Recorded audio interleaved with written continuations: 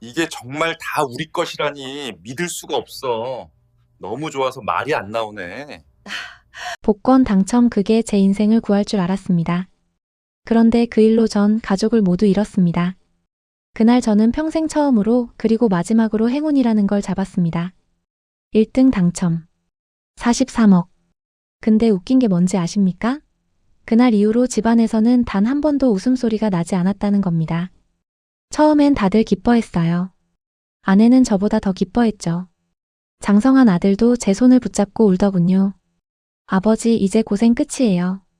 근데요, 그 말이 이렇게 무섭게 들릴 줄은 몰랐습니다. 당첨 발표 일주일 후 아내가 말했습니다. 당신 혹시 당첨금 통장 나 혼자 관리하면 어때? 그리고 혹시 모르니 우리 집은 언니네 앞으로 명의 옮겨두고. 저는 그냥 웃었습니다. 에이, 왜 그래. 우리끼리 그러긴 좀 그렇지. 근데요, 그때 이미 시작된 겁니다. 두 번째는 아들이었어요. 아버지, 투자할 때가 있어요. 이번에 안 넣으면 기회 없어요. 아버지가 안 해주면 나 그냥 집 나갈 거예요. 그때부터 집안이 이상하게 조용해졌습니다. 말을 해도 서로 눈을 마주치지도 않았습니다. 그리고 당첨 후 3개월째 되던 날, 아내도 아들도 심지어 제 동생까지 모두 같은 말을 했습니다. 당신이 죽어야 돈이 안전해. 그날 이후 전 가족을 잃었습니다. 돈이 아니라 사람에게 잃은 겁니다. 영상을 시청하시기에 앞서 구독과 좋아요, 알림 설정 부탁드립니다. 영상 제작에 큰 힘이 됩니다. 감사합니다. 사실 저는 평범한 사람이었습니다. 아주 평범한. 23세 결혼해서 31살에 아들을 낳고 40년 가까이 작은 인쇄소를 운영하며 살았죠. 화려하진 않았지만 부족하지도 않은 삶이었습니다. 아내는 점잖았고 아들은 그럭저럭 착했고 제 동생은 가끔 돈 좀 빌려달라고 오긴 했지만 나쁜 사람은 아니었어요. 그렇게 60년을 살았습니다. 그냥 그렇게요. 그런데 작년 가을이었습니다. 인쇄소 일이 뜸해지고 아내는 병원비가 자꾸 나간다고 한숨을 쉬기 시작했어요. 아들은 사업이 안 풀려서 집에 얹혀 살고 있었고요. 40 중반의 나이에 돈 한 푼 못 벌고 집에 있으니 아내는 매일 아들한테 잔소리를 했습니다. 넌 언제 철들래? 아버지 고생하는 거 모르냐?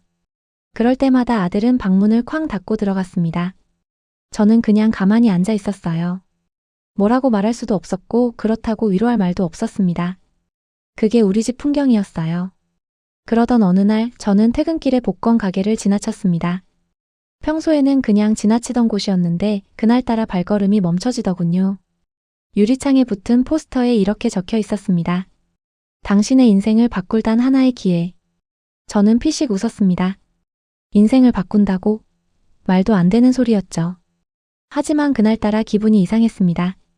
그냥 한번 사볼까 싶었어요. 5,000원이면 되니까요. 가게에 들어가서 자동으로 번호를 뽑았습니다. 무슨 번호가 나왔는지도 기억 안 나요. 그냥 주머니에 넣고 나왔죠. 그게 제 인생을 바꾼 시작이었습니다. 당첨 발표일은 토요일 저녁이었습니다. 저는 TV도 안 보고 있었어요. 그냥 소파에 앉아서 신문을 읽고 있었죠. 아내가 부엌에서 설거지를 하고 있었고 아들은 방에서 뭔가를 하고 있었습니다. 그때 휴대전화가 울렸습니다. 복권 당첨 알림 문자였어요. 축하합니다. 귀하의 복권이 1등에 당첨되었습니다. 당첨금 43억 원. 처음엔 장난인 줄 알았습니다. 스팸 문자겠거니 했죠. 근데 복권 번호를 확인해 보니 정말이었습니다. 제 번호와 정확히 일치했어요. 손이 떨렸습니다. 심장이 미친 듯이 뛰었고 숨이 막힐 것 같았습니다. 저는 그 자리에서 얼어붙었어요. 몇 분이나 지났을까요? 정신을 차렸을 때는 휴대전화를 꽉 쥐고 있었습니다. 저는 떨리는 목소리로 아내를 불렀습니다. 여보, 이리 좀 와봐.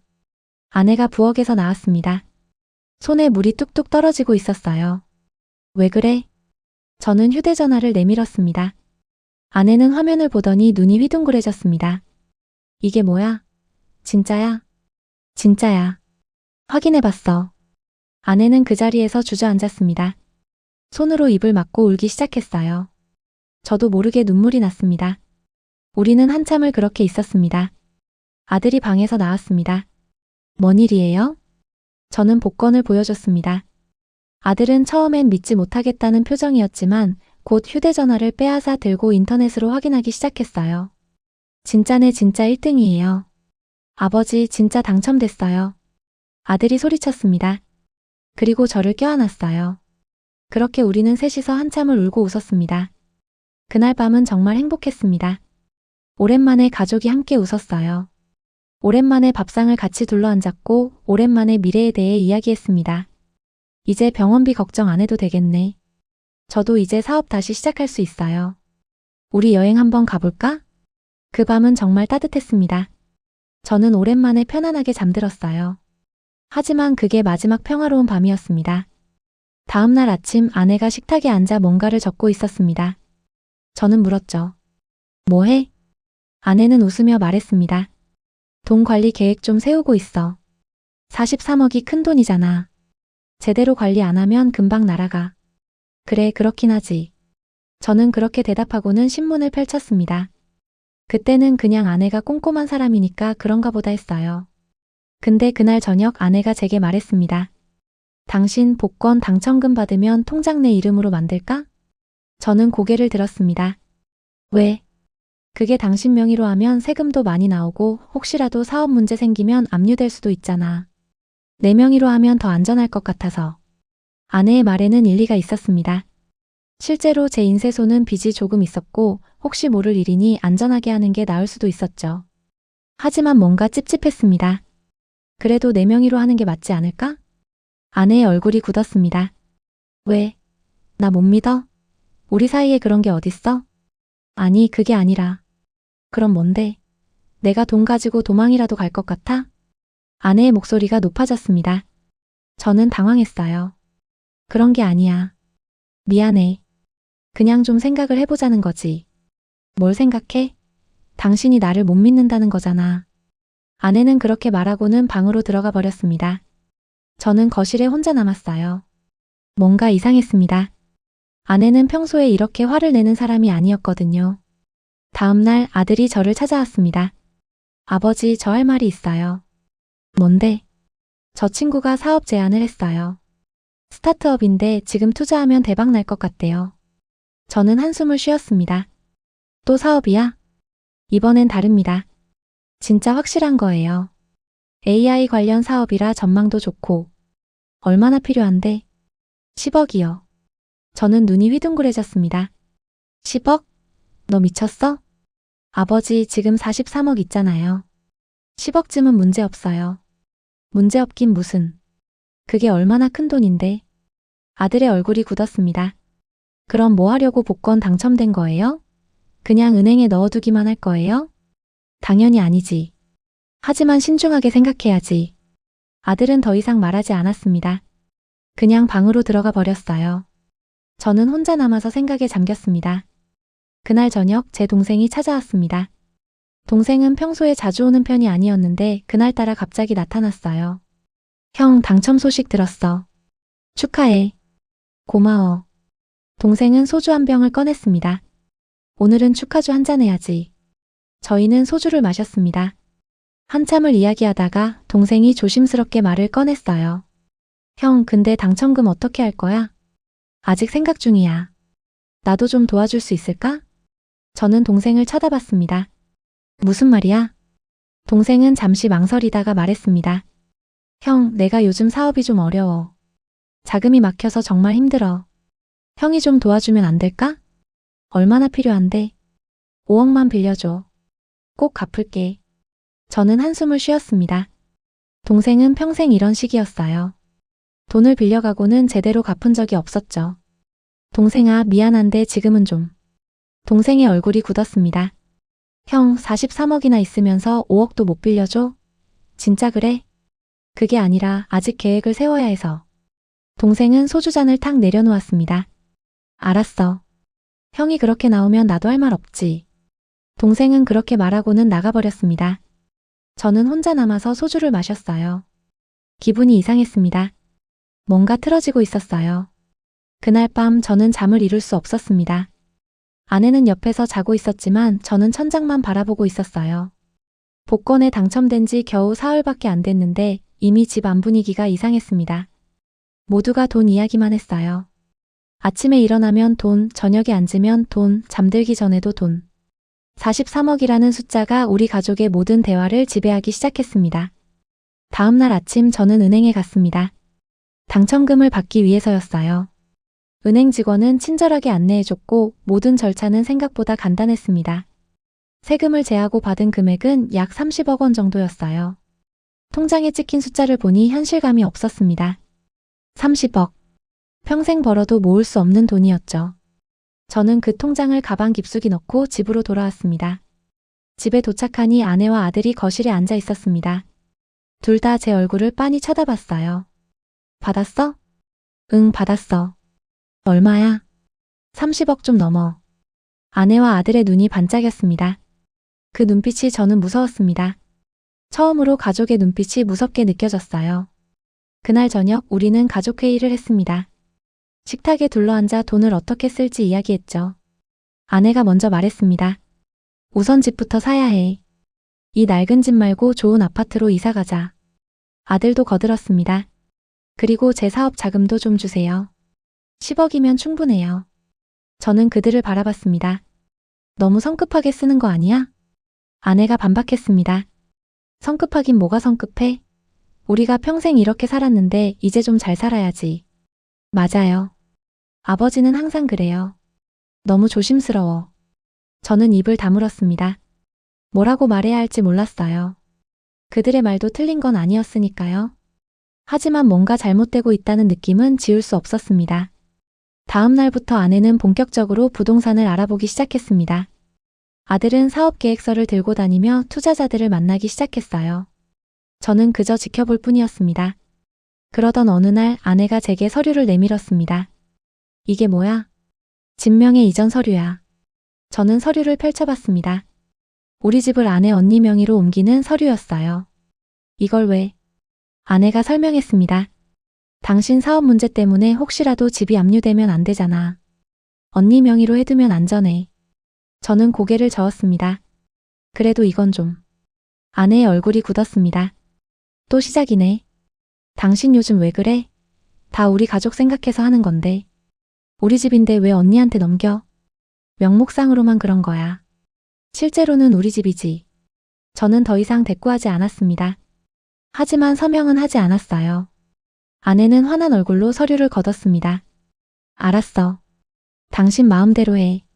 그날 밤부터 아내는 저와 말을 하지 않았습니다. 냉전이 시작된 거죠. 며칠 후 아들이 다시 저를 찾아왔습니다. 아버지, 투자금은 언제 주실 거예요? 아직 생각 중이야. 아들의 목소리가 높아졌습니다. 생각은 무슨 생각이에요? 기회는 지금밖에 없다고요. 그래도 10억은 너무 큰 돈이야. 아들은 한숨을 쉬었습니다. 아버지는 정말 평생 그렇게 사실 거예요? 돈 있어도 못 쓰고. 아들의 말이 가슴에 박혔습니다. 저는 정말 그런 사람일까요? 돈이 있어도 쓸 줄 모르는 사람? 그날 밤 저는 혼자 술을 마셨습니다.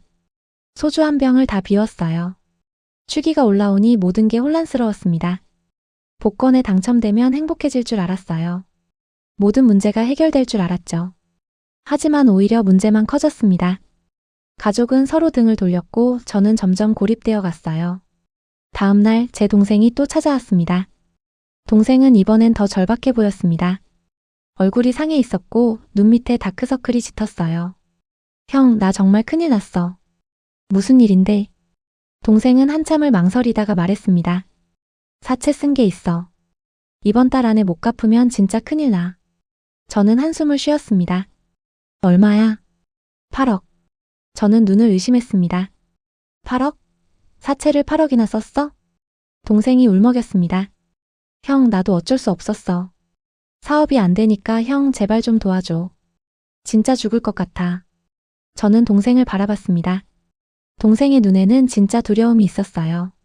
하지만 동시에 뭔가 계산하는 듯한 눈빛도 보였습니다. 동생아, 미안한데 지금은 안 돼. 동생의 얼굴이 일그러졌습니다. 형, 진짜야? 30억이나 있으면서 8억도 못 줘? 나 진짜 죽는다고. 그래도 안 돼. 너 평생 그렇게 살았잖아. 돈 빌려가고 안 갚고. 동생이 소리쳤습니다. 이번엔 다르다고. 진짜 갚을게. 안 돼. 내 결정이야. 동생은 저를 노려봤습니다. 그 눈빛에는 분노와 원망이 가득했어요. 좋아. 형이 그렇게 나오면 나도 생각이 있어. 두고 봐. 동생은 그렇게 말하고는 문을 쾅 닫고 나갔습니다. 저는 그 자리에 멍하니 앉아 있었어요. 가슴이 답답했습니다. 그날 밤 아내가 방에서 나왔습니다. 며칠간 저와 말을 안 하더니 갑자기 나타난 거예요. 당신 동생한테 돈 안 줬다며? 어떻게 알았어? 동생이 나한테 전화했어. 울면서. 저는 한숨을 쉬었습니다. 동생 사정은 나도 알아. 하지만 8억은 너무 큰 돈이야. 아내가 말했습니다. 그래도 동생인데. 진짜 위험한 상황이라던데. 그렇다고 해서 돈을 그냥 줄 순 없어. 아내의 얼굴이 차갑게 굳었습니다. 당신 요즘 정말 이상해. 돈 생기고 나서 완전히 달라졌어. 내가 달라진 게 아니야. 다들 돈만 보고 있는 거지. 아내는 더 이상 말하지 않고 방으로 들어가 버렸습니다. 다음 날 저는 산책을 나갔습니다. 머리를 좀 식힐 필요가 있었어요. 공원 벤치에 앉아서 사람들을 바라봤습니다. 평범한 사람들이 평범한 하루를 살고 있었죠. 그때 누군가 제 옆에 앉았습니다. 고개를 돌려보니 낯선 남자였어요. 50대 초반쯤 되어 보이는 사람이었죠. 날씨 좋네요. 남자가 먼저 말을 걸었습니다. 저도 대꾸했어요. 그러게요. 남자는 잠시 침묵하다가 조심스럽게 물었습니다. 혹시 최근에 복권 당첨되신 분 아니세요? 저는 깜짝 놀라서 남자를 쳐다봤습니다.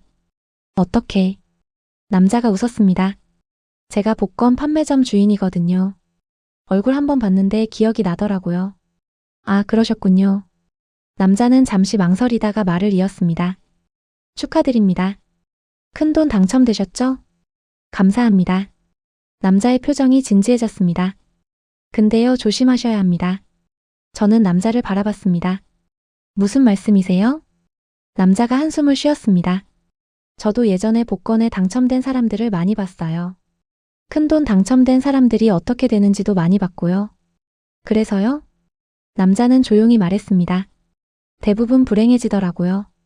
돈 때문에 가족이 깨지고 친구가 떠나고 결국 혼자 남게 되죠. 저는 아무 말도 하지 못했습니다. 남자의 말이 가슴에 와닿았어요. 특히 조심해야 할 게 가족입니다. 돈이 생기면 사람들이 달라져요. 아니, 정확히는 원래 숨겨져 있던 모습이 드러나는 거죠. 남자는 일어서며 말했습니다. 행운을 빕니다. 그리고 조심하세요. 남자는 그렇게 말하고는 걸어갔습니다. 저는 혼자 벤치에 앉아서 한참을 생각에 잠겼어요. 집에 돌아오니 아내와 아들이 거실에서 뭔가 이야기하고 있었습니다. 제가 들어서자 둘 다 대화를 멈췄어요. 무슨 이야기해? 아내가 어색하게 웃었습니다. 아무것도 아니야. 아들도 얼른 일어서서 방으로 들어갔습니다. 뭔가 수상했어요. 하지만 저는 아무 말도 하지 않았습니다. 그날 저녁 저는 서재에 앉아 있었습니다. 통장을 꺼내서 잔액을 확인했어요. 30억 원이 그대로 있었습니다. 그 돈을 바라보니 복잡한 심경이 들었습니다. 이 돈이 정말 우리를 행복하게 해줄까? 아니면 불행하게 만들까? 밤 11시쯤 아내 방에서 전화 통화하는 소리가 들렸습니다. 목소리가 낮았지만 또렷하게 들렸어요. 언니, 그러니까 명의를 언니 앞으로 하면 안전하다고. 나중에 정리하면 되잖아. 저는 귀를 기울였습니다. 응, 그 사람은 절대 모르게 해야 돼. 알면 난리 날 거야. 가슴이 철렁했습니다. 그 사람이라는 게 저를 말하는 건가? 아내의 목소리가 이어졌습니다. 일단 집부터 명의 이전하고 그 다음에 통장 관리권을 내가 갖는 거야. 그러면 모든 게 내 손 안에 들어오는 거지. 저는 문 앞에서 얼어붙었습니다. 아내가 뭔가 계획을 세우고 있었던 거예요. 저를 배제한 채로. 다음 날 아침 저는 아무렇지 않은 척 아내에게 물었습니다. 어젯밤에 누구랑 통화했어? 아내가 잠시 당황하는 듯 했지만 곧 태연하게 대답했습니다. 언니랑. 별일 아니야. 무슨 이야기 했는데? 그냥 집 이야기. 요즘 부동산 시세가 어떤지 물어봤어. 저는 더 이상 묻지 않았습니다. 하지만 확신했어요. 아내가 뭔가 숨기고 있다는 걸. 그날 오후 아들이 친구를 집에 데려왔습니다. 30대 중반쯤 되어 보이는 남자였어요. 정장을 입고 있었고 서류 가방을 들고 있었습니다. 아버지, 제 친구예요. 투자 전문가거든요. 저는 악수를 했습니다. 친구는 밝게 웃으며 말했습니다. 안녕하세요. 많이 들었습니다. 우리는 거실에 앉았습니다. 친구는 서류를 꺼내며 설명하기 시작했어요. 지금 AI 시장이 폭발적으로 성장하고 있습니다. 여기 투자하시면 1년 안에 최소 3배는 수익을 낼 수 있어요. 그렇게 확실해요? 친구는 자신 있게 고개를 끄덕였습니다. 물론입니다. 이미 여러 투자자들이 참여하고 있고요. 지금이 마지막 기회예요. 아들이 거들었습니다.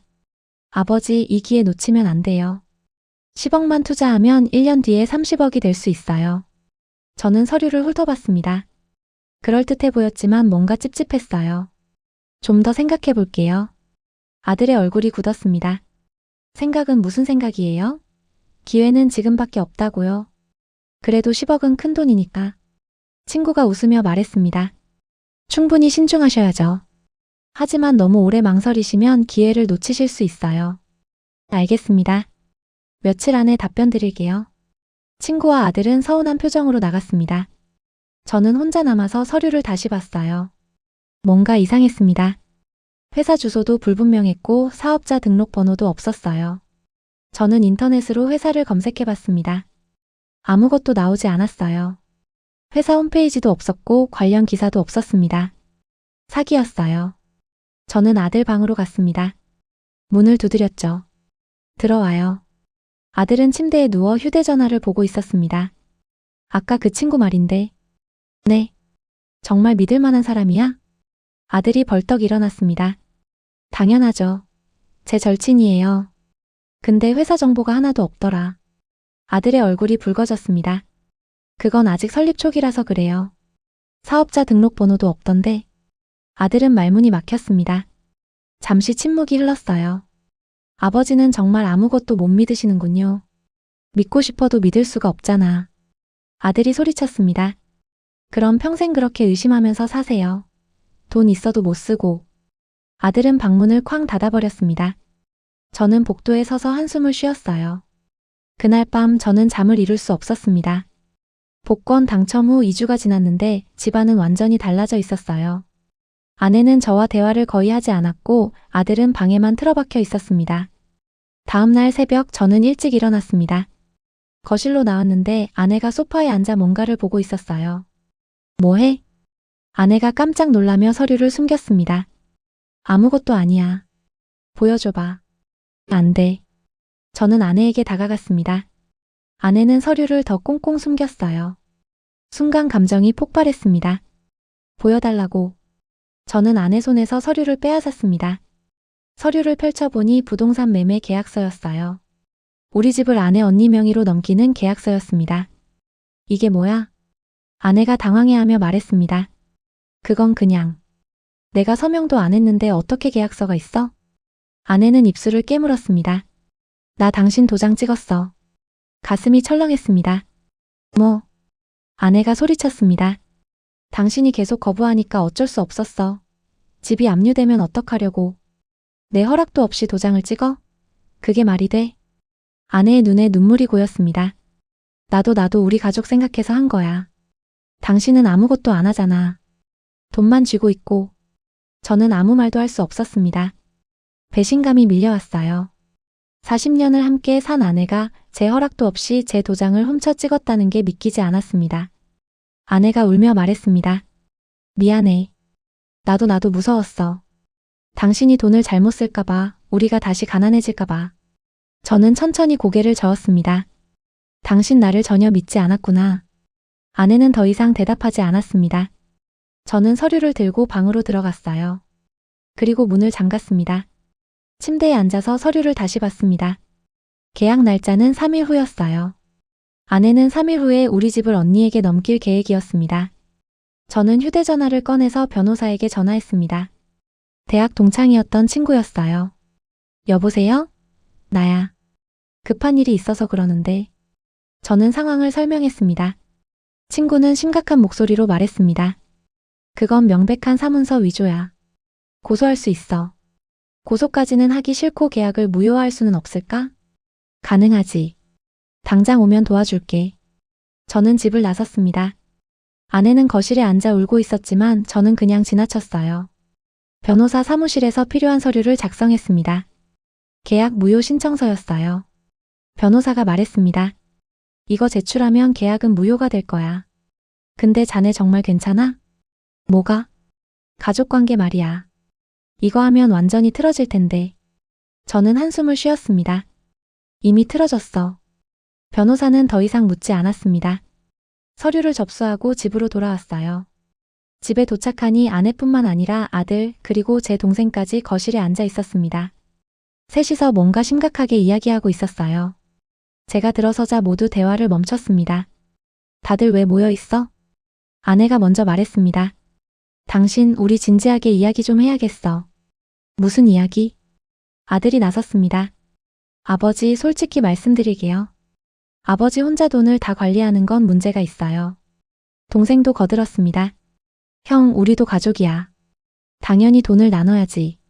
저는 그들을 하나하나 바라봤습니다. 셋의 눈빛에는 같은 것이 보였어요. 탐욕. 그래서? 아내가 말했습니다. 당첨금 통장을 공동 명의로 바꾸자. 그리고 우리 모두가 함께 관리하는 거야. 아들이 덧붙였습니다. 그게 공평한 거예요. 아버지 혼자만의 돈이 아니잖아요. 동생도 말했습니다. 형, 나도 8억만 빌려줘. 진짜 급해. 저는 그들을 바라봤습니다. 제 가족이라고 생각했던 사람들. 평생 함께 살아온 사람들. 하지만 지금 그들의 얼굴에서는 가족이라는 단어를 찾을 수 없었습니다. 안 돼. 짧게 대답했습니다. 뭐? 아내가 벌떡 일어났습니다. 왜 안 돼? 이건 우리 가족 돈이야. 내 명의로 받은 돈이야. 내가 관리할 거야. 아들이 소리쳤습니다. 아버지가 그렇게 이기적이었어요? 가족은 생각도 안 하고. 이기적인 건 누군데? 제 목소리도 높아졌습니다. 복권 당첨되고 나서 너희가 한 게 뭐야? 돈 달라는 것밖에 없었잖아. 가족이 어떤지, 내가 어떤 심정인지는 한 번이라도 물어봤어? 거실이 조용해졌습니다. 아무도 대답하지 않았어요. 저는 천천히 말했습니다. 난 복권에 당첨돼서 기뻤어. 이제 우리 가족이 편하게 살 수 있을 거라고 생각했지. 근데 당첨되고 나서 단 하루도 편한 날이 없었어. 매일 돈 이야기만 하고 서로 눈치 보고 의심하고. 아내가 말했습니다. 그건. 말 끊지 마. 저는 단호하게 말했습니다. 당신은 내 도장을 훔쳐 찍었어. 아들은 사기꾼 친구를 데려왔고, 동생은 8억을 달라며 협박했지. 이게 가족이야? 동생이 반박했습니다. 형, 나는 정말 급해서. 닥쳐. 저는 처음으로 소리를 질렀습니다. 난 이제 지쳤어. 너희 모두한테. 저는 방으로 들어가서 문을 잠갔습니다. 가슴이 뛰었어요. 심장이 터질 것 같았습니다. 평생 가족에게 소리를 질러본 적이 없었는데 오늘 처음 그랬어요. 거실에서 웅성거리는 소리가 들렸습니다. 셋이서 뭔가 이야기하고 있었어요. 목소리는 낮았지만 분위기는 험악했습니다. 1시간쯤 지났을까요? 노크 소리가 들렸습니다. 여보, 문 좀 열어줘. 아내의 목소리였어요. 하지만 저는 대답하지 않았습니다. 제발 문 열어. 우리 이야기 좀 하자. 이야기는 끝났어. 저는 짧게 대답했습니다.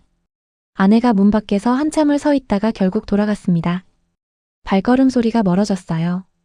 그날 밤 저는 침대에 누워 천장을 바라봤습니다. 40년 전이 생각났어요. 23의 청년이었던 저는 21살의 아내를 만났습니다. 가난했지만 행복했어요. 둘이서 작은 원룸에 살면서도 웃으며 지냈죠. 아들이 태어났을 때도 기억납니다. 새벽에 병원에 가서 분만실 밖에서 기다렸어요. 아들의 첫 울음소리를 들었을 때의 그 감동. 지금도 생생합니다. 그런데 언제부터 우리는 이렇게 됐을까요? 언제부터 서로를 믿지 못하게 됐을까요? 복권 당첨이 문제가 아니었어요. 돈이 사람을 바꾼 게 아니었습니다. 돈은 그저 우리 안에 숨어있던 것들을 꺼냈을 뿐이었어요. 다음 날 아침 저는 일찍 일어나 집을 나섰습니다. 가방에 옷 몇 벌을 챙겼어요. 그리고 통장도 챙겼습니다. 거실을 지나는데 아내가 소파에 앉아 있었습니다.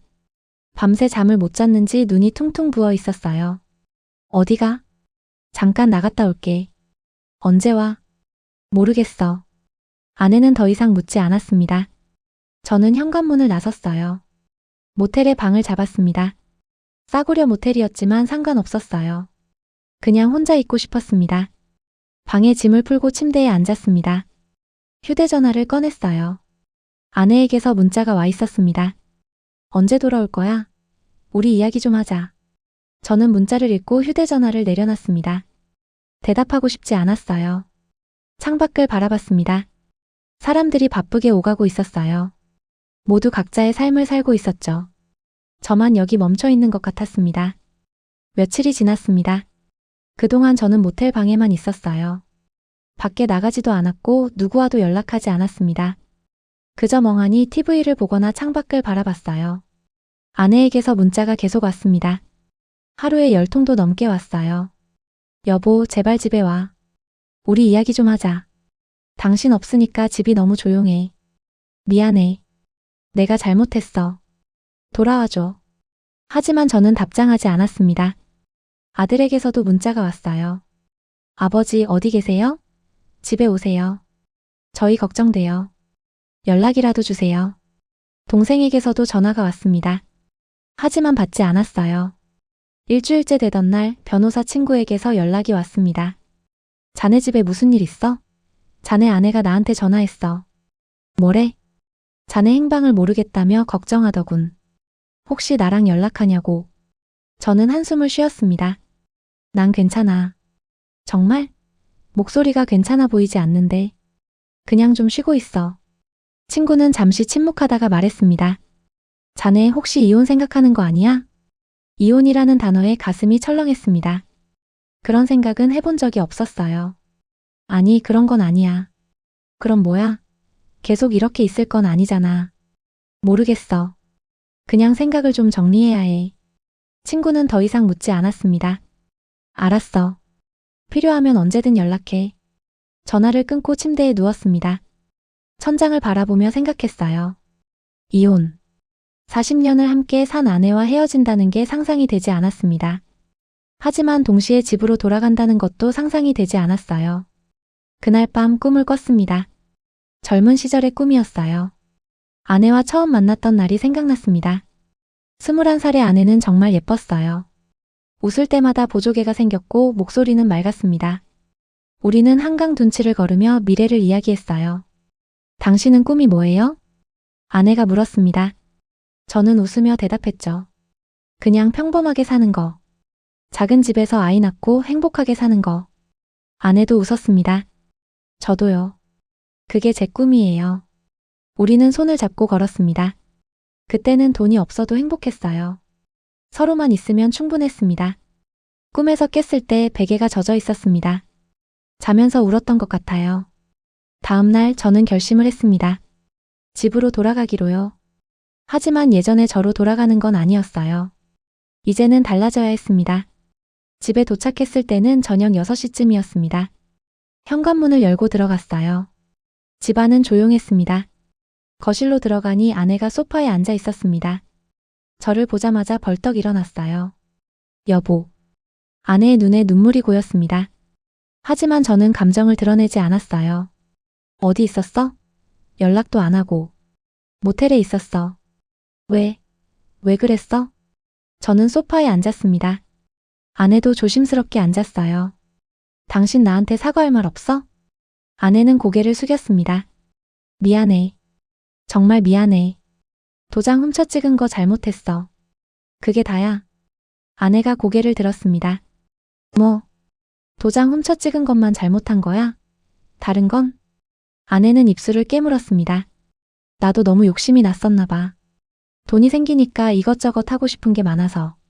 저는 한숨을 쉬었습니다. 당신은 날 한 번도 믿지 않았어. 복권 당첨되고 나서 단 한 번도. 아내가 변명했습니다. 그게 아니라 나도 무서웠어. 우리가 또 가난해질까 봐. 우리가 언제 가난했어? 부족하지 않게 살았잖아. 하지만 넉넉하지도 않았어. 병원비 나갈 때마다 걱정했고 아들 사업 안 되면 어쩌나 고민했고. 그게 나를 못 믿을 이유가 돼? 아내는 대답하지 못했습니다. 그때 아들이 방에서 나왔습니다. 아버지 오셨어요? 저는 아들을 바라봤습니다. 너도 할 말 있지? 아들은 고개를 숙였습니다. 죄송해요.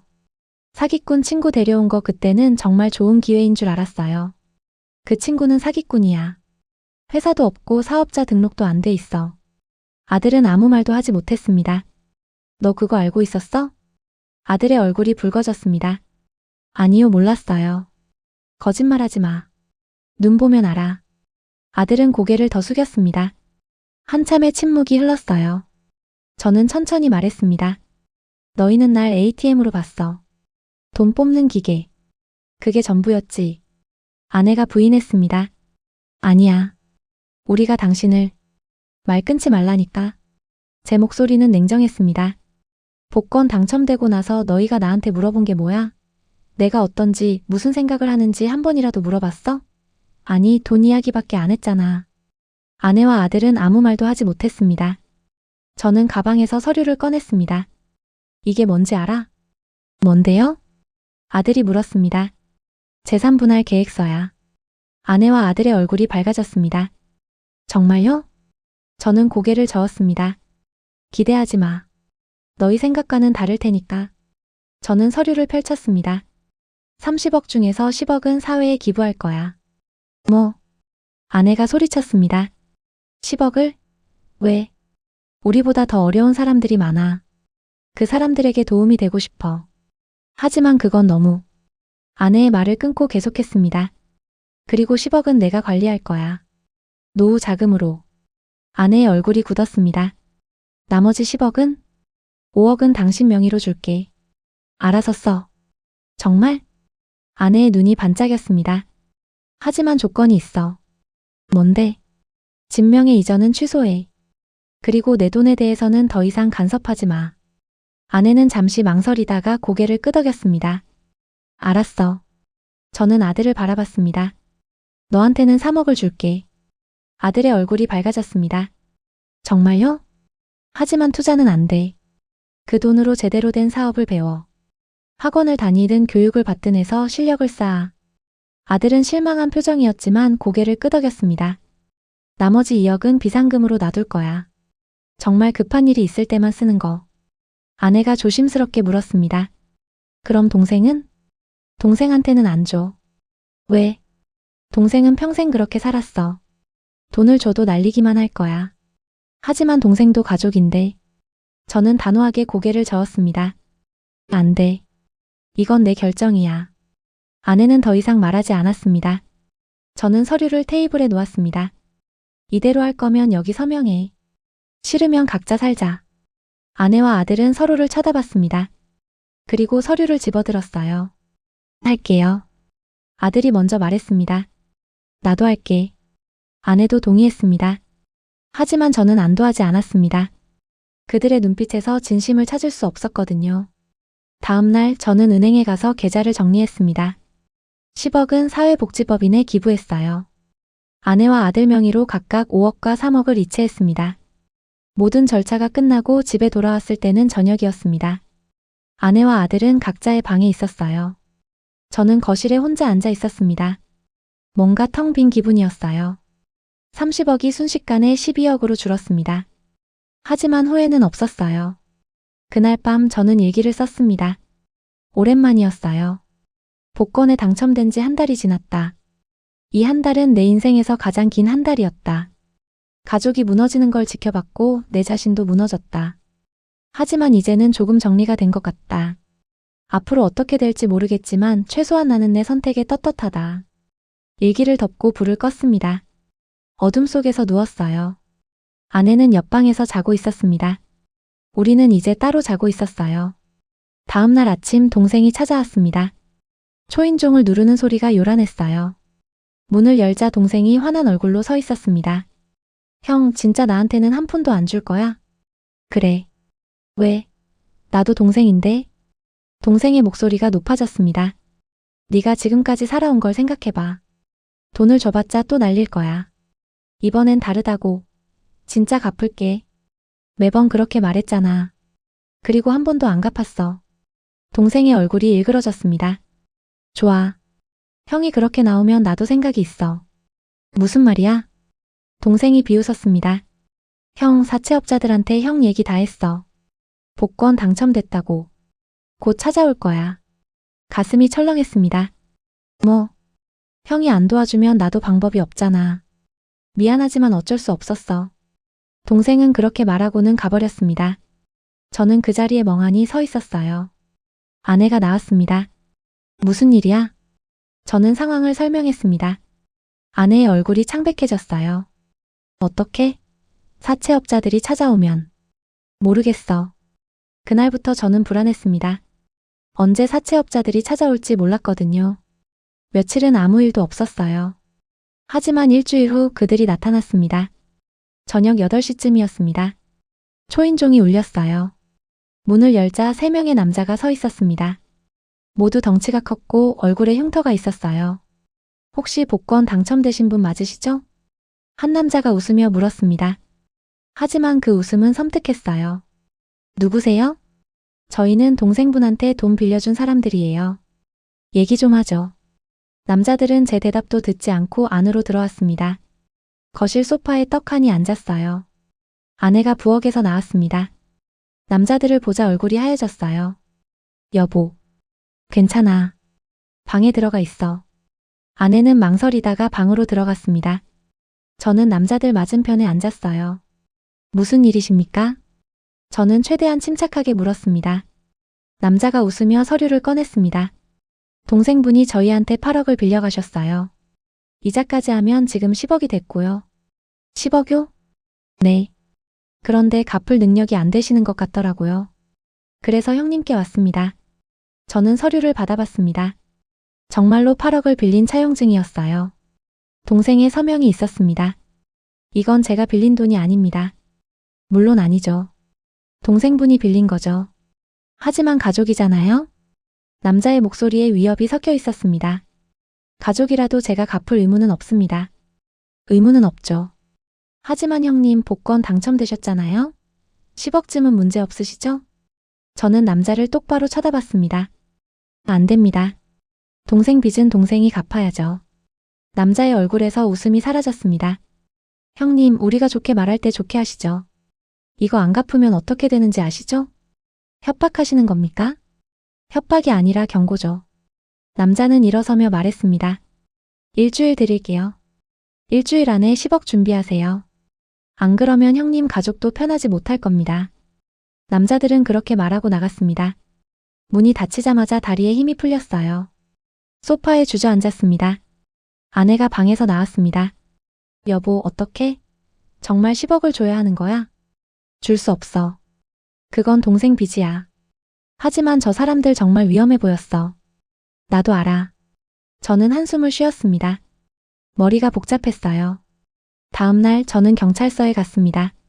상황을 설명하고 신고했어요. 경찰은 친절하게 들어줬지만 별 도움이 되지 않았습니다. 동생분의 빚은 동생분이 책임져야 합니다. 협박이나 폭행이 있으면 그때 신고하세요. 그때는 이미 늦은 거 아닙니까? 경찰은 난처한 표정을 지었습니다. 저희도 법 테두리 안에서만 움직일 수 있어서요. 결국 경찰서에서 나왔습니다. 답답했어요. 아무도 도와줄 수 없었습니다. 집으로 돌아가는 길에 동생에게 전화했습니다. 한참 만에 동생이 받았어요. 형, 너 대체 뭐 하는 거야? 사채업자들이 우리 집에 왔어. 미안해, 형. 나도 어쩔 수 없었어. 어쩔 수 없긴 뭐가 어쩔 수 없어. 네가 빌린 돈이잖아. 형이 도와주지 않으니까 내가 방법을 찾은 거야. 그게 사채를 쓰는 거야? 동생은 잠시 침묵했습니다. 형 10억만 줘. 제발. 나 진짜 죽을 것 같아. 안 돼. 네가 빌린 돈은 네가 갚아. 형. 동생이 소리쳤습니다. 형이 그렇게 나오면 나도 어쩔 수 없어. 사채업자들한테 형 집 주소도 다 알려줬어. 형 가족도 안전하지 못할 거야. 가슴이 철렁했습니다. 너 정말 그랬어? 어쩔 수 없었어. 형이 날 몰아붙이니까. 저는 전화를 끊어버렸습니다. 분노가 치밀어 올랐어요. 동생이 이렇게까지 할 줄은 몰랐습니다. 집에 도착했을 때 아내가 불안한 얼굴로 기다리고 있었습니다. 동생이랑 통화했어? 응. 뭐래? 아내는 아무 말도 하지 않았습니다. 제 표정만 봐도 알 수 있었던 거죠. 그날 밤 저는 잠을 이룰 수 없었습니다. 사채업자들이 다시 올까봐 두려웠어요. 아내와 아들이 다칠까봐 걱정됐습니다. 새벽 3시쯤 밖에서 소리가 들렸습니다. 유리 깨지는 소리였어요. 벌떡 일어나서 거실로 나갔습니다. 창문이 깨져 있었어요. 돌멩이가 거실 바닥에 굴러다니고 있었습니다. 돌멩이에는 쪽지가 묵혀 있었어요. 일주일. 잊지 마세요. 손이 떨렸습니다. 아내도 방에서 나왔어요. 여보, 이게 뭐야? 사채업자들이야. 아내의 얼굴이 창백해졌습니다. 어떻게? 정말 10억을 줘야 하는 거 아니야? 줄 수 없어. 한 번 주면 끝이 없어. 하지만 우리 안전이. 나도 알아. 저는 소리를 질렀습니다. 아내는 놀라서 뒤로 물러섰어요. 저는 두 손으로 얼굴을 감쌌습니다. 미안해. 소리 질러서. 아내는 조용히 제 옆에 앉았습니다. 여보, 우리 이사 가는 게 어때? 이사? 응. 여기 있으면 계속 위험할 것 같아. 저는 아내를 바라봤습니다. 그 제안이 나쁘지 않았어요. 생각해 볼게. 다음 날 저는 부동산을 알아보기 시작했습니다. 조용한 곳, 아무도 찾지 못할 곳을 찾았어요. 지방의 작은 도시가 좋을 것 같았습니다. 며칠 후 괜찮은 집을 찾았습니다. 전남 순천의 조용한 주택가였어요. 계약금을 걸고 왔습니다. 집에 돌아와서 아내와 아들에게 말했습니다. 이사 갈 거야. 어디로? 순천. 조용한 곳이야. 아들이 반대했습니다. 순천요? 너무 멀잖아요. 여기 있는 것보다 안전해. 하지만 제 일도 있고. 일은 나중에 생각해. 지금은 안전이 먼저야. 아들은 불만스러운 표정이었지만 더 이상 반대하지 않았습니다. 일주일 후 우리는 짐을 쌌습니다. 필요한 것만 챙겼어요. 가구는 대부분 두고 갔습니다. 이사하는 날 새벽 저는 마지막으로 집을 둘러봤습니다. 40년을 산 집이었어요. 이곳에서 아들을 키웠고 수많은 추억을 만들었습니다. 하지만 이제는 떠나야 했습니다. 순천에 도착했을 때는 오후였습니다. 집은 생각보다 좋았어요. 작지만 아늑했고 마당도 있었습니다. 짐을 풀고 있는데 아내가 말했습니다. 여보, 우리 여기서 새로 시작하는 거지? 그래야지. 아내는 웃었습니다. 오랜만에 보는 진심 어린 웃음이었어요. 좋아. 이번엔 잘해보자. 저도 웃었습니다. 처음으로 마음이 조금 가벼워졌어요. 하지만 그 평화는 오래가지 않았습니다. 일주일 후 동생이 순천까지 찾아왔습니다. 어떻게 주소를 알았는지 모르겠어요. 형. 동생이 문 앞에 서 있었습니다. 얼굴은 더 상해 있었고 눈은 충혈돼 있었어요. 어떻게 여기를? 형, 제발 도와줘. 나 정말 죽을 것 같아. 동생은 거의 울먹이고 있었습니다. 들어와. 저는 동생을 안으로 들였습니다. 동생은 소파에 주저앉았어요. 사채업자들이 날 찾고 있어. 매일 전화가 와. 집에도 못 가고 있어. 그래서? 형, 10억만 빌려줘. 아니, 5억만이라도. 안 돼. 형. 동생이 소리쳤습니다. 나 진짜 죽는다고. 형이 안 도와주면 난 끝이야. 그건 내 선택이었어. 사채를 쓴 것도 사업을 버린 것도. 동생의 눈에서 눈물이 흘렀습니다. 형, 우리 형제잖아. 어렸을 때 형이 날 얼마나 아껴줬는데. 그때 그 형은 어디 갔어? 그때랑 지금은 달라. 뭐가 달라? 돈 생겼다고 형도 달라진 거야? 저는 한숨을 쉬었습니다. 내가 달라진 게 아니야. 나도 지켜야 할 게 생긴 거야. 동생은 더 이상 말하지 않았습니다. 한참을 그렇게 앉아있다가 일어났어요. 알았어, 형. 형 맘대로 해. 근데 나중에 후회하지 마. 동생은 그렇게 말하고 나갔습니다. 뒷모습이 쓸쓸해 보였어요. 아내가 부엌에서 나왔습니다. 동생 보냈어? 응. 괜찮아? 모르겠어. 아내는 제 옆에 앉았습니다. 당신 결정이 맞아. 동생은 평생 그렇게 살았어. 지금 도와줘도 똑같은 일이 반복될 거야. 나도 알아. 근데 그래도 동생인데. 가족이라고 해서 무한정 퍼줄 순 없어. 아내의 말이 맞았습니다. 하지만 가슴 한편이 불편했어요. 그날 밤 저는 동생에게서 온 마지막 문자를 받았습니다. 형, 미안해. 그동안 형한테 짐이 돼서. 이제 형 편하게 살아. 나는 내 방식대로 해결할게. 불길한 예감이 들었습니다. 동생에게 전화를 걸었지만 받지 않았어요. 몇 번을 더 걸었지만 계속 꺼져 있었습니다. 다음 날 아침 동생의 아내에게서 전화가 왔습니다. 형님, 동생이. 목소리가 떨리고 있었습니다. 무슨 일이에요? 병원에 입원했어요. 사채업자들한테 맞았대요. 가슴이 철렁했습니다. 어디 병원이에요? 서울대병원이요. 중환자실이에요. 저는 전화를 끊고 서울로 올라갔습니다. 차로 3시간이 걸렸어요. 병원에 도착해서 중환자실로 갔습니다. 동생은 침대에 누워 있었습니다. 얼굴은 붕대로 감겨 있었고 팔에는 깁스가 되어 있었어요. 동생의 아내가 옆에서 울고 있었습니다. 형님.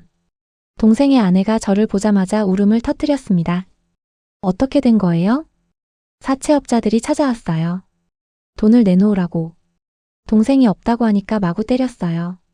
저는 유리창 너머로 동생을 바라봤습니다. 의식이 없어 보였어요. 의사 선생님은 뭐래요? 다행히 생명에는 지장 없대요.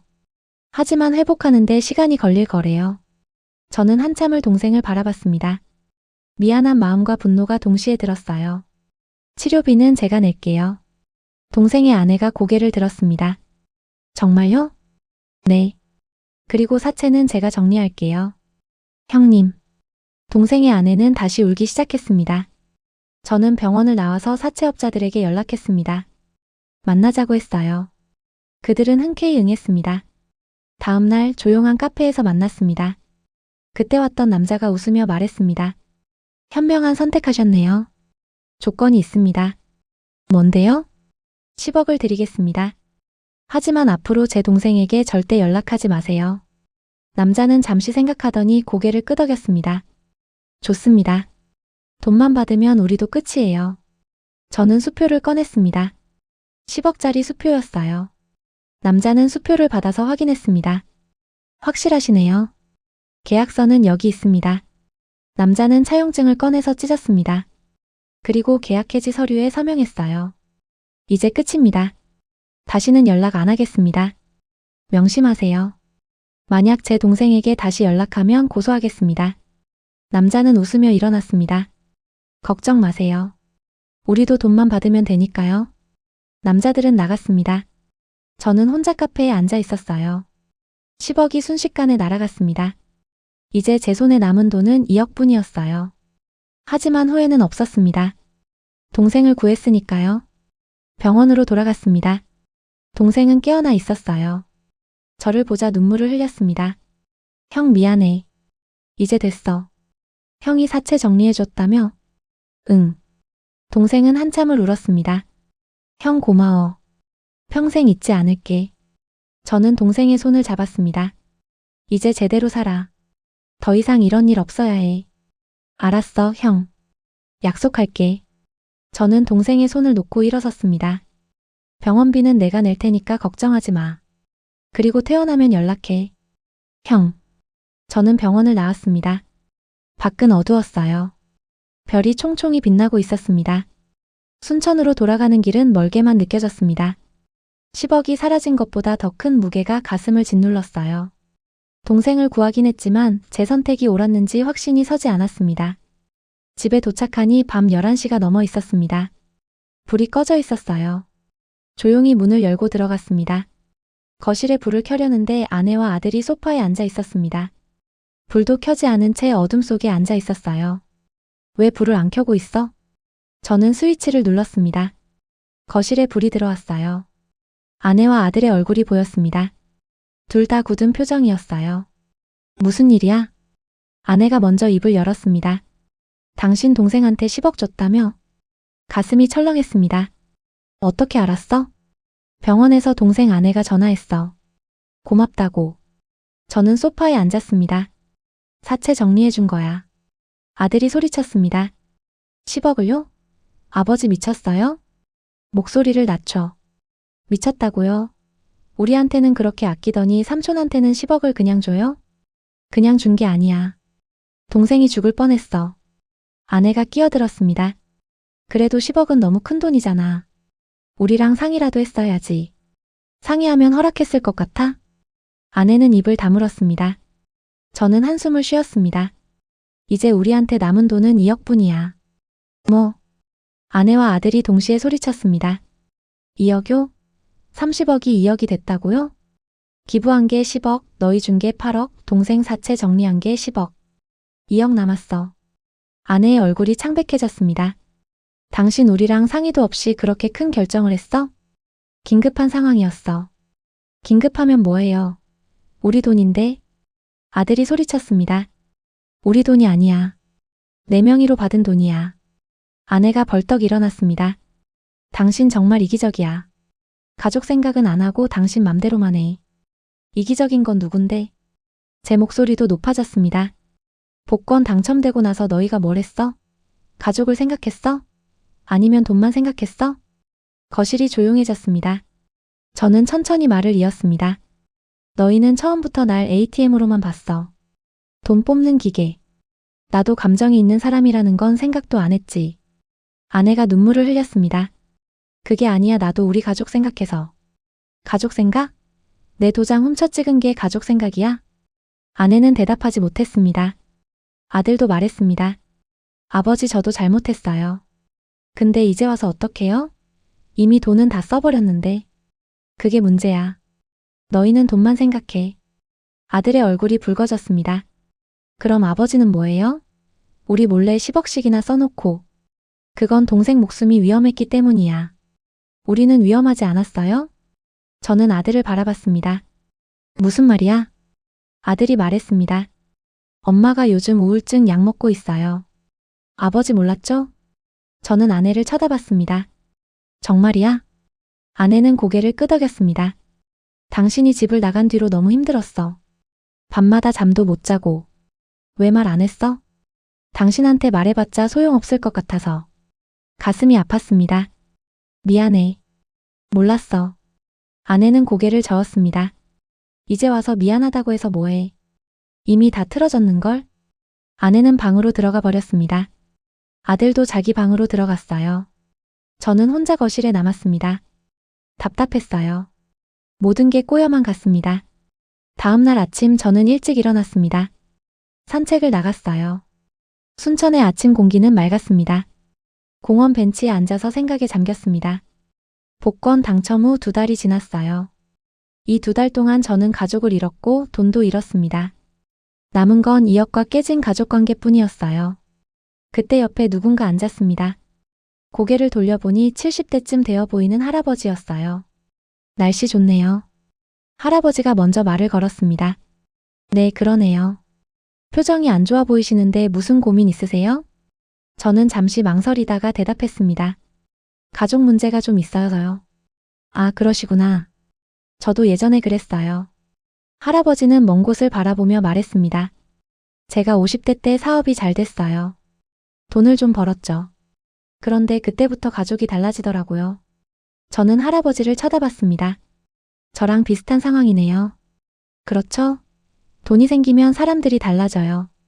아니, 정확히는 원래 모습이 드러나는 거죠. 제가 만난 복권 가게 주인이 했던 말과 똑같았습니다. 그래서 어떻게 하셨어요? 할아버지가 웃었습니다. 저는 다 정리했어요. 사업도 정리하고 돈도 다 기부했죠. 그리고 아내하고 둘이서 여기 내려와서 살고 있어요. 후회 안 하세요? 전혀요. 오히려 행복해졌어요. 돈은 없지만 마음은 편하거든요. 할아버지의 말이 가슴에 와닿았습니다. 조언 하나 해드릴까? 네. 돈보다 중요한 건 사람이에요. 하지만 그 사람이 당신을 사람으로 안 보고 돈으로만 본다면 과감히 놓아주는 것도 방법이에요. 할아버지는 일어서며 말했습니다. 행운을 빕니다. 할아버지는 걸어갔습니다. 저는 한참을 생각에 잠겼어요. 집으로 돌아왔을 때 아내가 부엌에서 요리를 하고 있었습니다. 오랜만이었어요. 요즘은 각자 알아서 먹었거든요. 뭐 해? 저녁 준비 중이야. 아내의 목소리는 여전히 차가웠습니다. 저는 거실에 앉아서 뉴스를 봤습니다. 아들은 방에서 나오지 않았어요. 저녁 식사 시간이 됐습니다. 오랜만에 셋이 함께 식탁에 앉았어요. 하지만 아무도 말이 없었습니다. 한참을 그렇게 먹다가 아내가 입을 열었습니다. 당신 우리 이혼할까? 젓가락을 놓았습니다. 갑자기 왜 그런 말을 해? 갑자기가 아니야. 나 며칠 동안 생각했어. 아들이 놀라서 물었습니다. 엄마, 무슨 소리예요? 아내는 저를 똑바로 쳐다봤습니다. 우리 더 이상 의미가 없는 것 같아. 서로 믿지도 못하고 대화도 안 되고. 그건. 말 끊지 마. 끝까지 들어. 아내의 목소리는 단호했습니다. 나도 잘못했어. 당신 도장 훔쳐 찍은 것 정말 미안해. 하지만 당신도 잘못한 게 있어. 우리랑 상의도 없이 큰 결정을 내렸잖아. 긴급한 상황이었다고. 긴급하면 뭐해? 가족인데 상의는 해야지. 그게 가족이야. 아내의 눈에서 눈물이 떨어졌습니다. 40년을 같이 살았는데 이렇게 끝나는 게 맞나 싶어. 하지만 계속 이렇게 사는 것보다는 나을 것 같아. 저는 아무 말도 할 수 없었습니다. 아들이 말했습니다. 엄마, 아빠, 진정하세요. 우리 이야기 좀 해요. 이야기는 충분히 했어. 아내가 말했습니다. 나는 결정했어. 이혼하자. 거실이 조용해졌습니다. 시계 초침 소리만 들렸어요. 저는 천천히 입을 열었습니다. 정말 그게 당신 마음이야? 응. 후회 안 해? 후회할 것 같으면 말 안 했어. 저는 한숨을 쉬었습니다. 알았어. 당신이 원하면 그렇게 하자. 아들이 소리쳤습니다. 아버지, 그게 무슨 말씀이에요? 내 엄마가 원하는 거야. 내가 뭐라고 할 수 있겠어. 아들은 아무 말도 하지 못했습니다. 아내가 일어났습니다. 내일 변호사한테 연락할게. 아내는 방으로 들어갔습니다. 아들도 울먹이며 자기 방으로 들어갔어요. 저는 혼자 식탁에 앉아 있었습니다. 밥은 다 식어 있었어요. 젓가락을 들었지만 먹을 수가 없었습니다. 그날 밤 잠이 오지 않았습니다. 이혼이라는 단어가 머릿속을 맴돌았어요. 40년 결혼 생활이 이렇게 끝나는구나. 다음 날 아내는 정말로 변호사에게 연락했습니다. 이혼 상담을 받았어요. 저도 따로 변호사를 선임했습니다. 일주일 후 우리는 변호사 사무실에서 만났습니다. 재산분할 협의를 위해서였어요. 남은 재산은 2억입니다. 그리고 순천집이 있고요. 제 변호사가 말했습니다. 아내 측 변호사가 말했습니다. 재산은 반반으로 나누는 게 원칙입니다. 그리고 위자료 문제도. 위자료는 없습니다. 아내가 끊었습니다. 저는 위자료 청구 안 할게요. 그냥 깔끔하게 정리하고 싶어요. 저도 말했습니다. 나도 마찬가지야. 재산 반반 나누고 끝내자. 협의는 순조롭게 진행됐습니다. 2억을 1억씩 나누고 집은 아내가 갖기로 했어요. 저는 다른 곳으로 이사 가기로 했습니다. 서류에 서명하는 순간이 왔습니다. 펜을 들었지만 손이 떨렸어요. 40년 결혼 생활이 이 서명 한 번으로 끝나는구나. 아내도 펜을 들고 있었습니다. 손이 떨리고 있었어요. 우리는 서로를 쳐다봤습니다. 아내의 눈에서 눈물이 흘렀어요. 저도 눈물이 났습니다. 정말 이렇게 끝내는 게 맞을까? 아내가 떨리는 목소리로 물었습니다. 모르겠어. 우리 정말 돌이킬 수 없는 거야? 저는 펜을 내려놓았습니다.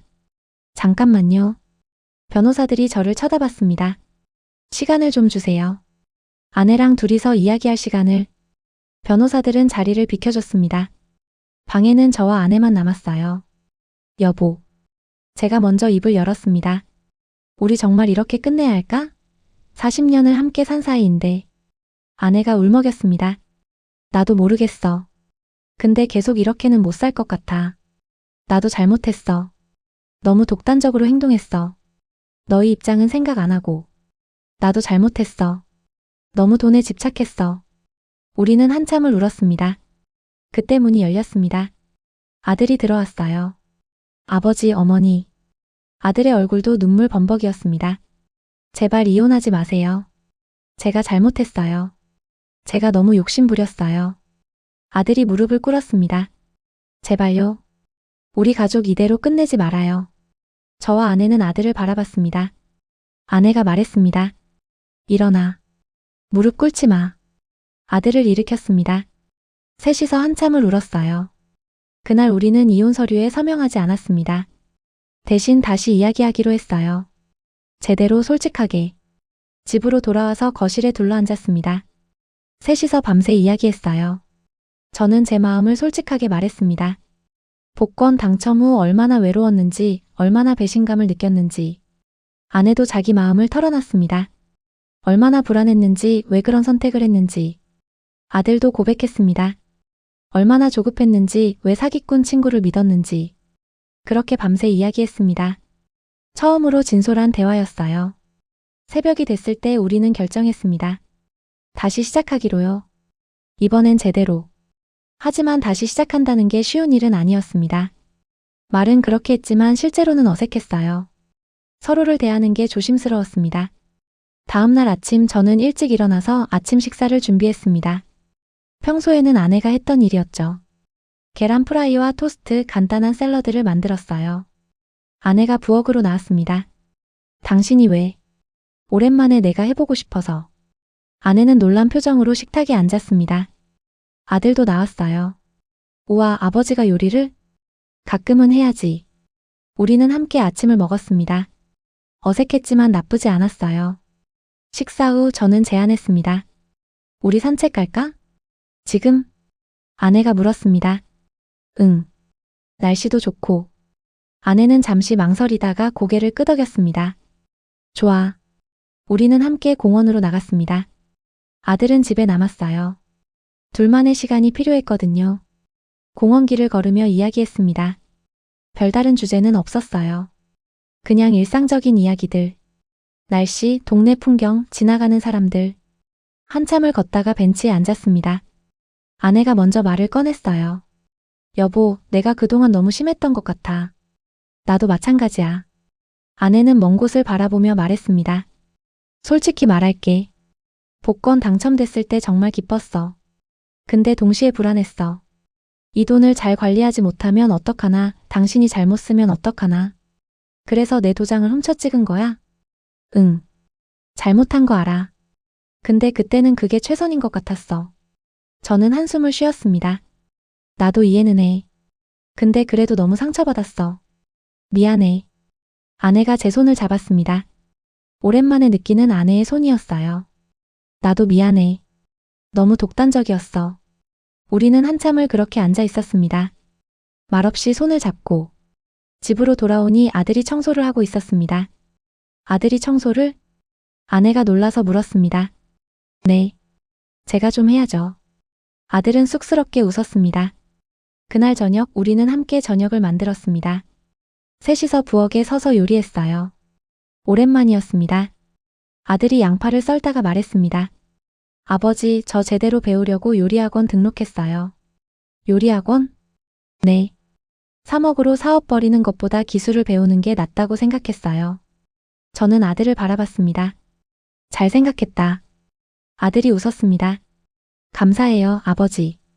저녁 식사는 따뜻했습니다. 음식 맛도 좋았지만 분위기가 더 좋았어요. 오랜만에 가족 같았습니다. 며칠이 지났습니다. 우리는 조금씩 회복되고 있었어요. 완전히 예전으로 돌아간 건 아니었지만 적어도 서로를 이해하려고 노력했습니다. 어느 날 동생에게서 전화가 왔습니다.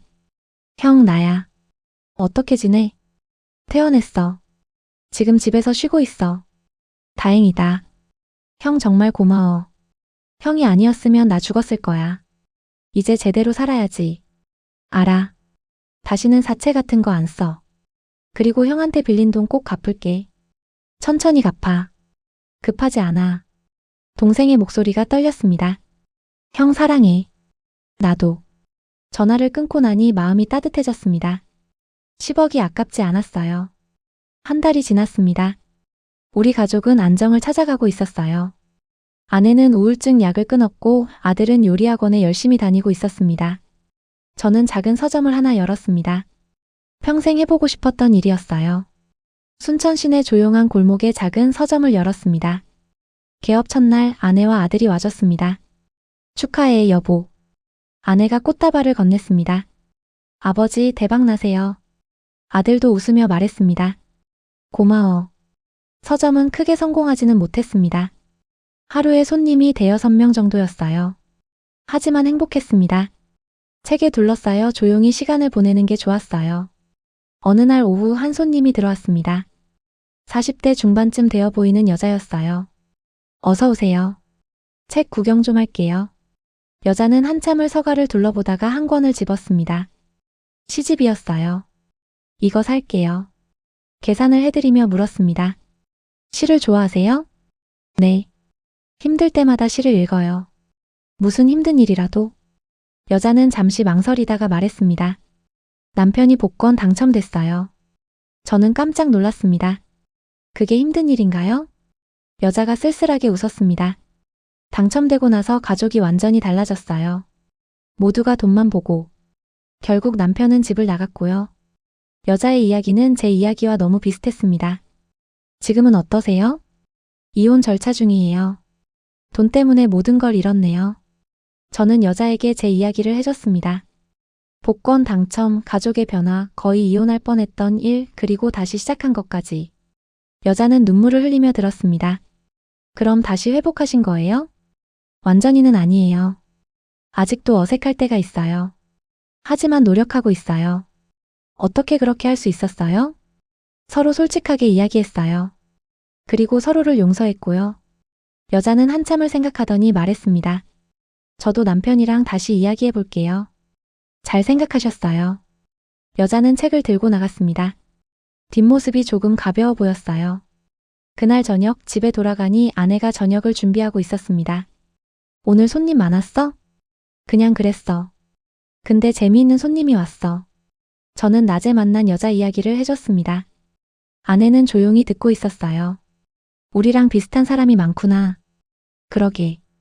돈 때문에 힘들어하는 사람이 생각보다 많은 것 같아. 아내가 말했습니다. 우리는 그래도 다행이야. 다시 시작할 수 있었으니까. 맞아. 그날 밤 저는 일기를 썼습니다. 복권 당첨 후 석 달이 지났다. 30억은 2억이 됐고 가족은 거의 무너질 뻔했다. 하지만 우리는 살아남았다. 돈은 많이 잃었지만 더 소중한 것을 되찾았다. 서로를 이해하는 법, 용서하는 법, 그리고 진짜 가족이 무엇인지. 일기를 덮고 창밖을 바라봤습니다. 별이 빛나고 있었어요. 다음 날 제게 특별한 편지 한 통이 왔습니다. 발신인은 제가 기부했던 사회복지법인이었어요. 편지를 열어봤습니다. 존경하는 후원자님께 귀하의 소중한 기부금 10억 원은 우리 사회의 소외된 이웃들에게 큰 희망이 되고 있습니다. 저소득 가정 아이들의 교육비, 독거노인들의 의료비, 장애인 재활 프로그램 등에 사용되고 있습니다. 귀하의 선택이 수많은 생명을 구하고 있습니다. 진심으로 감사드립니다. 편지와 함께 사진들이 들어 있었습니다. 아이들이 웃고 있는 사진, 노인들이 치료받는 사진, 장애인들이 재활운동하는 사진. 가슴이 뭉클했습니다. 10억이 아깝지 않았어요. 오히려 잘했다는 생각이 들었습니다. 아내에게 편지를 보여줬습니다. 여보, 이것 좀 봐. 아내는 편지를 읽고 눈물을 흘렸습니다. 당신 정말 대단한 일 한 거야. 우리가 한 거지. 아내가 제 손을 잡았습니다. 고마워. 당신 같은 사람 만나서. 나도 고마워. 한 달 후 동생이 찾아왔습니다. 예전과 달리 얼굴에 생기가 돌았어요. 형, 나 취직했어. 정말? 응. 작은 회사지만 정식 직원이야. 잘 됐다. 동생은 봉투를 하나 꺼냈습니다. 이거 받아줘. 뭔데? 월급에서 조금씩 모은 거야. 50만 원밖에 안 되지만. 저는 봉투를 물리쳤습니다. 됐어. 네가 가져. 안 돼. 이거라도 줘야 마음이 편해. 동생의 눈빛이 진지했습니다. 저는 봉투를 받았어요. 고마워. 동생과 함께 저녁을 먹었습니다. 아내와 아들도 함께 했어요. 오랜만에 가족이 모두 모였습니다. 식사 후 동생이 말했습니다. 형, 나 결심했어. 평생 제대로 살 거야. 형한테 더 이상 짐이 안 될 거야. 넌 짐이 아니야. 동생이야. 동생의 눈에서 눈물이 흘렀습니다. 고마워, 형. 3달이 더 지났습니다. 계절은 겨울에서 봄으로 바뀌고 있었어요. 서점 앞 벚나무에 꽃이 피기 시작했습니다. 손님들이 하나둘 늘어났어요. 여전히 큰 수익은 없었지만 만족스러웠습니다. 어느 날 복권 가게 주인이 서점에 왔습니다. 저를 알아보고 웃었어요. 여기서 뵙네요. 어떻게 알고 오셨어요? 동네가 작잖아요. 소문 들었죠. 주인은 책을 한 권 샀습니다. 계산하며 말했습니다. 그때 제 말 기억하세요? 조심하라고 했잖아요. 기억해요. 어떻게 되셨어요? 저는 웃었습니다. 조심하긴 했는데 그래도 힘들었어요. 거의 모든 걸 잃을 뻔했죠. 하지만 결국 잘 해결하신 것 같네요. 네. 가족이랑 다시 시작했어요. 주인이 고개를 끄덕였습니다. 잘하셨어요. 많은 사람들이 그걸 못하거든요. 주인은 책을 들고 나갔습니다. 그날 저녁 집에서 아내와 둘이 앉아 있었습니다. 아들은 요리학원 수업이 있어서 나간 상태였어요. 여보. 응? 우리 정말 잘 견뎌낸 것 같아. 아내가 말했습니다. 그러게. 돈은 많이 잃었지만 더 중요한 걸 얻었어. 뭔데? 서로를 다시 보는 법. 저는 아내를 바라봤습니다. 주름이 늘었지만 여전히 아름다웠어요. 사랑해. 나도 사랑해. 우리는 손을 잡고 앉아 있었습니다. 창밖으로 석양이 지고 있었어요. 일주일 후 서점에 특별한 손님이 왔습니다. 예전에 만났던 그 여자였어요. 안녕하세요. 기억하세요? 물론이죠. 어떻게 되셨어요? 여자가 밝게 웃었습니다. 남편이랑 이야기했어요. 많이 이야기했죠. 결국 이혼은 안 하기로 했어요. 잘하셨네요. 당신 덕분이에요. 용기를 얻었어요. 여자는 책을 몇 권 샀습니다. 가족 관계에 관한 책들이었어요. 함께 읽으려고요. 남편이랑. 좋은 시작이에요. 여자가 나가고 나서 저는 혼자 웃었습니다. 제 경험이 누군가에게 도움이 됐다는 게 기뻤어요. 그날 밤 저는 마지막 일기를 썼습니다. 복권 당첨 후 6개월이 지났다. 30억은 2억이 됐지만 후회하지 않는다. 10억은 정말 도움이 필요한 사람들에게 갔고 10억은 동생 목숨을 구했고 8억은 가족에게 갔다.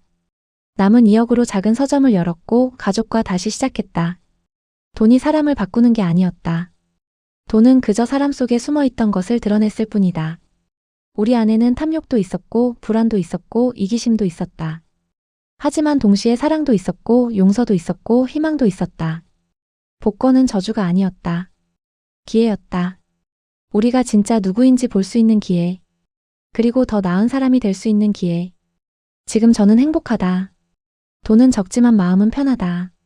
가족이 있고 작은 서점이 있고 평온한 일상이 있다. 이것만으로 충분하다. 일기를 덮고 잠자리에 들었습니다. 아내가 옆에서 자고 있었어요. 고른 숨소리가 들렸습니다. 저는 눈을 감았습니다. 내일은 또 어떤 하루가 될까?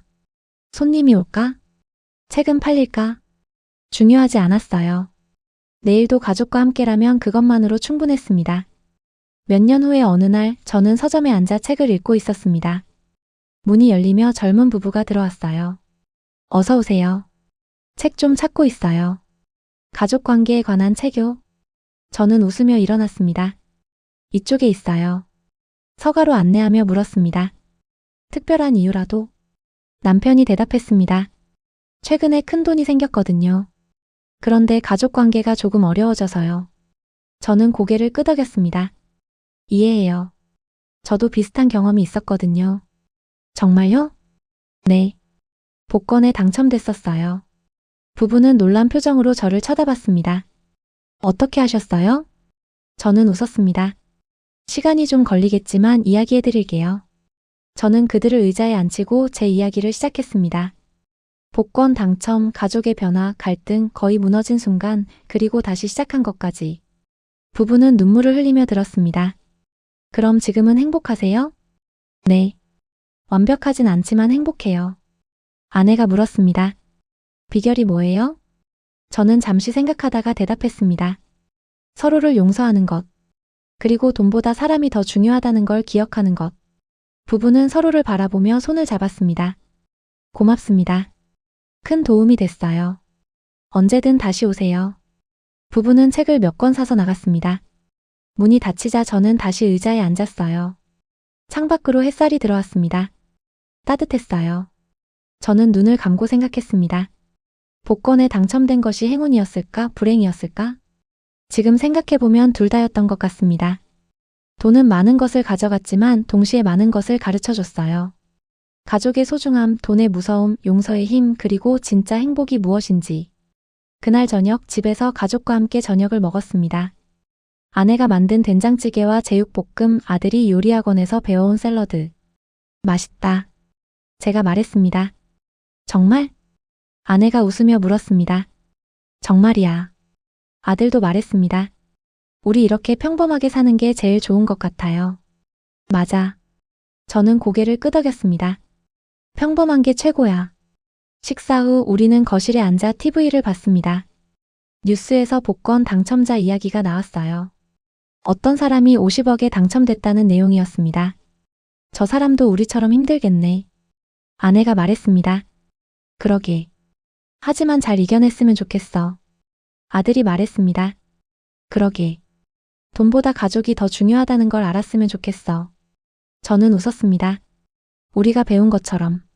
그날 밤 잠들기 전 아내가 물었습니다. 여보, 만약 다시 복권에 당첨된다면? 저는 웃었습니다. 다시는 안 살 거야. 왜? 한 번으로 충분해. 이미 많이 배웠으니까. 아내도 웃었습니다. 나도 그래. 우리는 손을 잡고 잠들었습니다. 복권은 제 인생을 바꿨습니다. 하지만 제가 생각했던 방식은 아니었어요. 돈은 행복을 주지 않았습니다. 대신 우리가 누구인지 보여줬죠. 지금 저는 2억밖에 없습니다. 하지만 가족이 있고 평화가 있고 진짜 행복이 있습니다. 당신이 만약 큰 돈을 얻게 된다면 기억하세요. 돈보다 중요한 건 사람이라는 것을.